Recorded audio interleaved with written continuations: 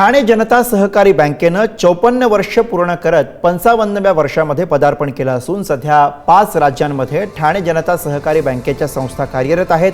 ग्राहकांना जलद सुविधा उपलब्ध होण्यासाठी पेपरलेस कर्ज सुविधा आणि कार्डलेस पेमेंट सुविधा सुरू करणार असल्याचं बँकेचे चेअरमन शरद गांगल यांनी सांगितलं आहे।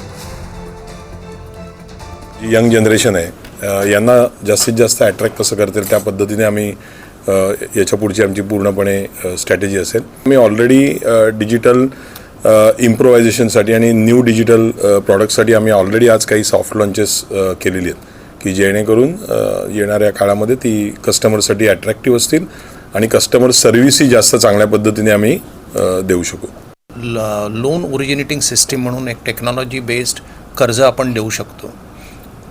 पूर्ण डिजिटल आहे।